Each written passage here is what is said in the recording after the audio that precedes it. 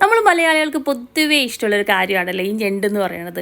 ഇവനെ എങ്ങനെ രീതിയിൽ വെച്ചാലും അടിപൊളി ടേസ്റ്റാണ്. പക്ഷേ ഇത് മിക്കവർക്കും ക്ലീൻ ചെയ്യാൻ ബുദ്ധിമുട്ടാണ്, അറിയില്ല. പക്ഷേ ഏറ്റവും സിമ്പിളായിട്ടുള്ളൊരു കാര്യമാണ് കേട്ടോ ഇവനെ മെനയാക്കുന്നത്.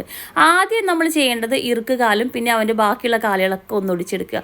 സിമ്പിളായിട്ട് കത്തിയൊന്നും ഉപയോഗിക്കാണ്ട് കൈ കൊണ്ട് പെട്ടെന്ന് ഒടിച്ചെടുക്കാനായിട്ട് സാധിക്കും. പിന്നെ നമ്മുടെ ഈ ഒരു സാധനമില്ലേ, അതും കൂടി ഒന്ന് വലിച്ചെടുക്കുമ്പോഴേക്കും പോരും. പിന്നെ ഇവിടെയുള്ള ഈ ഒരു ചെറിയ ചിറകും സംഭവങ്ങളൊക്കെ ഒന്ന് വലിക്കുക.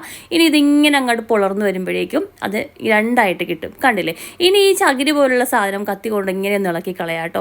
ചില നല്ല നീറ്റായിരിക്കും. ഇതിപ്പോൾ ഒരു ഇത്തിരി കളർ വ്യത്യാസമൊക്കെ വന്നിട്ടുണ്ട്.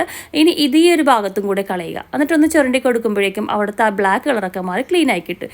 ഇനി ആ ഒരു സംഭവങ്ങളും കളഞ്ഞ് ഇതിനെ നടുകെ ഇതുപോലെ ഒന്ന് കട്ട് ചെയ്തെടുക്കുക. ഇതിൻ്റെ അകത്ത് ആ ചുമന്ന കളറിൽ കാണുന്നത് പൊന്നാണ് കേട്ടോ.